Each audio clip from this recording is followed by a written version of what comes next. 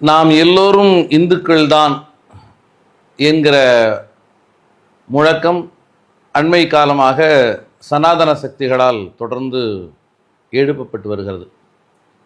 இந்துக்கள் என்கிற ஒரு பெரும்பான்மை உணர்வை கட்டமைத்து மத ரீதியிலான அந்த உணர்வின் அடிப்படையில் சிறுபான்மை மதங்களின் மீது வெறுப்பை ஏவுகிற ஒரு பாசிசத்தின் முயற்சியாக இந்த இந்துக்கள் என்கிற முழக்கம் முன்னெடுக்கப்படுகிறது. நானும் இந்துதான் என்று மாறுதட்டி சொன்ன இந்த பூர்வகுடி சமூகத்தை சார்ந்த கவின் இன்று கொல்லப்பட்டிருக்கிறார். கவினுடைய படுகொலையை ஆணவ படுகொலையாக மாத்திரம் நாம் பார்க்கிறோம், ஏதோ காதல் படுகொலையாக மாத்திரம் பார்க்கிறோம். இந்து மதம் என்று ஒரு மதமே இல்லை, பல்வேறு பாகுபாடுகள் கொண்ட சாதிகளின் தொகுப்பு தான் இந்து மதம் என்று புரட்சியாளர் அம்பேத்கர் குறிப்பிடுகிறார். சாதி அடையாளத்தை கடந்து நானும் இந்துதான் என்கிற முழக்கம்தான் கவினுடைய அடையாளமாக இருக்கிறது. கவினை ஒரு இந்துவாக ஏற்றுக்கொண்டிருந்தால், சுர்ஜித்துடைய குடும்பம் தங்களையும் இந்துக்கள் என்கிற அளவில் மாத்திரம் உணர்ந்திருந்தால் இந்த படுகொலைக்கு வாய்ப்பே இல்லை. தங்களை பெருமைக்குரிய சாதியாகவும் கவினை அதற்கு அடுத்த நிலையில் ஒரு ஒடுக்கப்பட்ட சமூகமாகவும் கருதுகிற இந்த உளவியல் நோய்தான் இந்த படுகொலைக்கு அடிப்படையாக இருக்கிறது. மீண்டும் மீண்டும் புரட்சியாளர் அம்பேத்கருடைய முழக்கம் உறுதிப்படுத்தப்படுகிறது. இந்து மதம் என்று ஒரு மதமே இல்லை, சாதிகளின் தொகுப்பு தான் இந்து மதம். சாதி பெருமைதான், அதைத்தான் சாதி கொழுப்பு, சாதி ஆணவம் என்று சொல்கிறோம். சாதி பெருமைதான் இந்த இந்து மதத்தினுடைய ஆன்மீகம். இந்த நிலையில்தான் கவினுடைய படுகொலை என்று தமிழக சூழலில் பெரும் அதிர்வை உருவாக்கி இருக்கிறது. அது ஒரு படுகொலை நிகழ்வு என்கிற அளவில் உடனடி தீர்வாக சட்டம் சார்ந்த அணுகுமுறைகளை நாம் மேற்கொள்ள வேண்டிய தேவை இருக்கிறது. நிச்சயமாக தமிழகத்திலே சாதியாணவ படுகொலைகளை தடுப்பதற்கான ஒரு தனி சட்டம் இயற்றப்பட வேண்டிய அவசியம் நிச்சயமாக இருக்கிறது. ஏற்கனவே இருக்கிற இந்திய தண்டனை சட்டமோ, அது இப்பொழுது BNSS என்று வெவ்வேறு பெயர்களில் அழைக்கப்படலாம், இந்த இந்திய தண்டனை சட்டமோ அல்லது பட்டியல் சமூகம் பழங்குடி சமூகத்தின் மீதான வன்கொடுமைகள் தடுப்பு சட்டமோ போதுமானதாக இல்லை என்பதும், சாதியாணவ படுகொலைகள் நிகழ்கிற போது வெறும் பட்டியல் சமூகத்தை சார்ந்தவர்கள் மாத்திரம் பாதிக்கப்படுவதில்லை, சமத்துவத்தை நோக்கி நகர்கிற பட்டியல் சமூகத்தை சாராதவர்களும் இதில் பாதிக்கப்படுகிறார்கள். முன்னெச்சரிக்கை நடவடிக்கையாக எடுக்கப்பட வேண்டிய பல அம்சங்கள் இருக்கின்றன. இவை அனைத்தையும் ஒரு சட்டப்பூர்வமான வடிவத்திற்கு கொண்டு வர வேண்டிய தேவை இருக்கிறது. அந்த அடிப்படையில் சாதி ஆணவ படுகொலைகளை தடுப்பதற்கும், சாதி மறுப்பு திருமணம் செய்து கொண்ட தம்பதியர்களை பாதுகாப்பதற்கும் ஒரு தனி சட்டம் மிக நிச்சயமாக தேவை. விடுதலை சிறுத்தைகள் போராட்ட களத்திலும் சட்டமன்றத்திலும் அதை தொடர்ந்து வலியுறுத்துவோம். நிச்சயமாக அந்த சட்டத்தை கொண்டு வருவதற்கு அனைத்து முயற்சிகளையும் மேற்கொள்வோம். இந்த தருணத்தில் இந்த கோணத்தில் மாத்திரம் அணுகுவது என்பதை தாண்டி இந்த படுகொலை உணர்த்துவது, நானும் இந்துதான் என்று சொல்ல வருகிற ஒவ்வொரு பூர்வகுடி சமூகத்தை சார்ந்த ஆளுமையும் எவ்வாறு படுகொலை செய்யப்படுகிறார்கள் என்பதை நான் நினைவுபடுத்த விரும்புகிறேன். மதுரை வீரன் ஏன் படுகொலை செய்யப்பட்டான்? அங்கு தொடங்கி இன்று நவீன காலம் வரை ஏகலைவனுடைய விரல் ஏன் துண்டிக்கப்பட்டது? சம்புகன் ஏன் வெட்டி படுகொலை செய்யப்பட்டான்? இந்த நவீன காலத்திலே இன்று வரை இளவரசனாக, கோகுல் ராஜாக, கவினாக இந்த மண்ணின் பூர்வகுடிகள் ஏன் படுகொலை செய்யப்படுகிறார்கள்? நாங்களும் இந்துக்கள் தான் என்கிற அளவில் அதே இந்து சமூகத்தை சார்ந்த ஒரு பெண்ணை, ஒரு இந்து சமூகத்தை சார்ந்த பெண் என்கிற அளவில் மாத்திரம் உணர்வதன் அடிப்படையில், அந்த அடிப்படையிலான காதல் தான் அங்கே கேள்விக்குள்ளாக்கப்படுகிறது. இந்துக்கள் என்று யாரும் இல்லை, இங்கே சாதிகள் தான் இருக்கிறது, சாதி பெருமை தான் இருக்கிறது, சாதி ஆணவம் தான் இருக்கிறது. அதுதான் இந்து மதத்தின் ஆன்மாவாக இருக்கிறது. அதனால்தான் தொடர்ந்து சொல்லுகிறோம், இந்து கோவில்கள் என்று சொல்லப்படுகின்றன. இந்து கோவில்கள் என்று புகழ்பெற்ற கோவில்கள் என்று இந்த தமிழ்நாட்டிலே இருக்கிற அத்தனை கோவில்களிலும் யார் பூசாரிகளாக இருக்கிறார்கள், யார் அந்த கோவிலின் நிர்வாகத்தை முழுமையாக நடத்துகிறார்கள், யாருடைய கட்டுப்பாட்டிலே அந்த கோவில் இருக்கிறது என்பதை புரிந்து கொண்டால் அது பார்ப்பனர்களின் கட்டுப்பாட்டில் இருக்கிற கோவிலாக இருக்கிறது. பார்ப்பனர்களின் கட்டுப்பாட்டில் இருக்கிற கோவிலைத்தான் இந்து கோவில் என்று நாம் புரிந்து வைத்திருக்கிறோம். தீட்சிதர்கள் என்று சிதம்பரத்தில் இருக்கிறார்கள் என்று சொன்னால் அவர்களது முழு கட்டுப்பாட்டிலே அந்த கோவில் இருக்கிறது. அதற்கு நீங்கள் பார்வையாளர்களாக வரலாம், போகலாம், சாமி கும்பிடலாம், காணிக்கை தட்டிலே காணிக்கையை போடலாம், வெளியே போய்விட வேண்டியதுதான். இந்த நிர்வாகத்தில் எந்த விதமான பங்களிப்பும் இந்த மண்ணின் பூர்வகுடிகளுக்கு பார்ப்பனர் அல்லாத எந்த சமூகத்திற்கும் கிடையாது. ஆக இந்து கோவில்கள் என்று சொன்னால் அது பார்ப்பனர்களுடைய ஆதிக்கத்தை அடிப்படையாக கொண்ட கோவில்கள் என்கிற போது, இந்து நாடு என்று சொன்னால் அது பார்ப்பன மேலாதிக்கத்தை ஏற்றுக்கொண்ட ஒரு நாடாகவே இருக்கும் என்பதில் எந்த மாறுபட்ட கருத்தும் இல்லை. அனைத்து சாதியினரும் அர்ச்சகராகலாம் என்கிற இந்த சட்டம் வருகிறது. சட்டத்திற்கு எதிராக யார் போய் நிற்கிறார்கள்?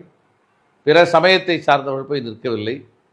அனைத்து சாதியினரும் அர்ச்சகராகலாம் என்று சொன்னால் அதனுடைய உண்மையான பொருள் அனைத்து இந்துக்களும் அர்ச்சகராகலாம் என்பதுதான். ஆனால் அனைத்து இந்துக்களும் அர்ச்சகராக முடியாது. குறிப்பிட்ட சாதிகளுக்கு மட்டுமே அர்ச்சகராகக்கூடிய அந்த தகுதி இருக்கிறது என்கிற அடிப்படையில் இந்து மதம் என்று ஒன்று இல்லை. அது சாதிகளின் தொகுப்பு. சாதி பெருமையும் சாதி ஆணவமும் தான் இந்த பார்ப்பனிய தலைமையிலான இந்து மதத்தினுடைய ஆன்மீகம் என்பதை உணர்த்துகிற வகையில்தான் அனைத்து சாதியினரும் அர்ச்சகராகலாம் என்கிற சட்டத்திற்கு இவர்கள் போய் தடையாணையை வாங்கி கொண்டு வருகிறார்கள். இன்று வரை ஒருவரை கூட அர்ச்சகராக நம்மால் நியமிக்க முடியாத நிலை வருகிறது. அரசு பொறுப்பேற்று முதல் ஆண்டிலே சில பேரை நியமித்ததை தவிர அதை ஒரு தொடர்ச்சியாக கொண்டு செல்ல முடியாத நிலை இருக்கிறது. ஆக இங்கே மெய்யான ஆன்மீகத்திற்கு எதிரான, ஆன்மீகத்தின் பெயரால், மத அடையாளத்தின் பெயரால் மக்களை சுரண்டுகிற, அடிமைப்படுத்துகிற, மேலாதிக்கம் செலுத்துகிற பார்ப்பனிய சதிவலை பின்னப்பட்டிருக்கிறது என்பதை நாம் புரிந்து கொள்ள வேண்டும். இந்த பார்ப்பனிய சதிவலைக்கு எதிரான போராட்டம் என்பது சாதி பெருமைகளை விட்டு ஒழிப்பதுதான். இன்று சாதியாணவ படுகொலைகளுக்கு எதிராக கிளர்ந்தெழுகிற பட்டியல் சமூகம் அல்லாத பிற சமூகங்களை சார்ந்த ஜனநாயக சக்திகளை பார்த்து நான் அன்போடு கேட்க விரும்புகிறேன். ஒரு படுகொலையை கண்டு அந்த படுகொலைகளை பாதிக்கப்பட்டவர்களுக்கு ஆதரவாக நிற்பது என்பது ஒரு உன்னதமான மானுட பண்பு. அதை நான் மறுக்கவில்லை. ஆனால் அடிப்படையில் மிக அடிப்படையான தேவை எது என்று சொன்னால், ஒவ்வொரு ஜனநாயக சக்தியும் தன்னிடம் இருக்கிற சாதி பெருமையை கேள்விக்குள்ளாக்குவதுதான் இன்றைய தேவையாக இருக்கிறது. சாதி பெருமை என்று ஒன்று இல்லவே இல்லை. அது பொய்யானது. திருச்செந்தூர் கோவிலிலே வாணிய செட்டியார் சமூகத்தை சார்ந்தவர்கள் உள்ளே நுழைய முடியாத நிலையும், அவர்கள் உள்ளே நுழைய வேண்டும் என்று ஒரு வழக்கு நடந்து அதிலே தீர்ப்பு அளிக்கப்பட்ட விவரத்தையும் அண்மையிலே ஒரு நூலிலே கோவில் நுழைவு போராட்டங்கள் என்று தொகுக்கப்பட்ட நூலிலே நான் வாசிக்க நேர்ந்தது. வெறும் இந்த சமூகத்திலே பட்டியல் சமூகத்தினர் மீது மாத்திரம் தீண்டாமை கொடுமை ஏவப்பட்டதாக நாம் புரிந்து கொள்ளக்கூடாது. யார் தேவதாசிகளாக ஆக்கப்பட்டார்கள்? கோவிலுக்குள்ளேயே நுழைய முடியாது என்கிறவர்களுக்கு அந்த பிரச்சனையே இல்லை. யார் கோவிலுக்குள் நுழைய முடியுமோ, கோவிலில் போய் அர்ச்சகர்களோடு இணைந்து நின்று ஆலய பணிகளை செய்ய முடியுமோ, அவர்களுடைய குடும்பத்தை சார்ந்த பெண்கள் தான் தேவதாசிகளாக ஆக்கப்பட்டார்கள். ஆக இடைநிலை சமூகங்களை சார்ந்த குடும்பங்களை சார்ந்த பெண்கள் தான் தேவதாசிகளாக ஆக்கப்பட்டார்கள் என்பதை நாம் மறந்துவிடக்கூடாது. குற்றப்பரம்பரையினர் என்று யார் ஒதுக்கப்பட்டார்கள்? யார் ஒடுக்குமுறைக்கு ஆளாக்கப்பட்டார்கள்? வெள்ளையர்களை எதிர்த்த காரணத்தினாலோ அல்லது அவர்களுக்கு எதிரான போராட்டத்தில் தீவிரமாக ஈடுபட்ட காரணத்தினாலோ இந்த மண்ணின் பூர்வகுடிகள் தான் குற்றப்பரம்பரையினர் என்கிற அவதூறுக்கு ஆளாக்கப்பட்டார்கள். ஆனால் சாரத்தில் அவர்கள் யார்? பட்டியல் சமூகத்தை சார்ந்தவர்கள் அல்ல. இன்று இடைநிலை சாதியாக ஆண்ட பரம்பரையாக தங்களை சொல்லிக் கொள்கிறவர்கள் தான் இத்தகைய ஒடுக்குமுறைகளுக்கு ஆளான ஒரு வரலாற்று பின்னணி இருக்கிறது என்பதை நாம் புரிந்து கொள்ள வேண்டும். மார்பை மறைத்து கொள்ளக்கூட முடியாது என்கிற நிலை யாருக்கு ஏற்பட்டது? பட்டியல் சமூகத்தை சார்ந்தவர்களுக்கா? இல்லையே. அந்த நிலை இன்று இடைநிலை சாதியாக, தன்னை ஆண்ட சாதியாக, தன்னை சத்திரிய சாதியாக சொல்லிக்கொள்கிற சமூகங்களை சார்ந்த பெண்கள் தான் நம்பூதிரிகள் முன்னால் மேலாடை இல்லாமல் நிற்க வேண்டிய ஒரு நிர்பந்தத்திற்கு ஆளானார்கள். இதுதான் உண்மை. ஆக கடந்த கால வன்முறைகளிலிருந்து, வன்மங்களிலிருந்து நம்மை விடுவித்துக் கொள்வதற்காக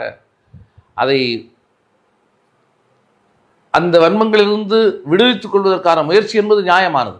ஆனால் அதற்காக அந்த வரலாற்றின் பின்னணிகளை மறந்து விடுவதும், அத்தகைய ஒடுக்குமுறைகள் எதுவுமே நம்மோடு தொடர்புடையது அல்ல என்று மறுதலிப்பதும் நியாயமானது அல்ல.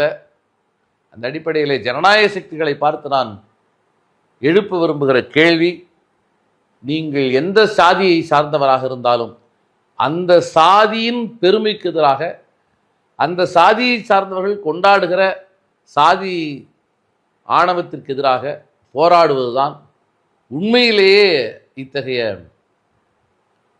சாதி ஆணவ படுகொலைகளுக்கு எதிரான முயற்சியாக இருக்கும் என்று நான் நம்புகிறேன். ஜனநாயக சக்திகள் ஓரணியில் திரள்வோம்.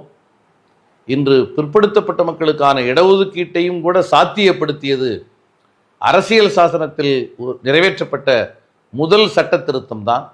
அந்த முதல் சட்ட திருத்தத்தை பாராளுமன்றத்தில் முன்மொழிந்தவர், அந்த முதல் சட்ட திருத்தத்திற்காக வாதாடியவர், இந்த முதல் சட்ட திருத்தத்தின் மூலம் பிற்படுத்தப்பட்ட மக்களுக்கு இடஒதுக்கீட்டை உறுதிப்படுத்தியவர் புரட்சியாளர் அம்பேத்கர் என்கிற செய்தியை நாம் கொண்டு செல்வோம்.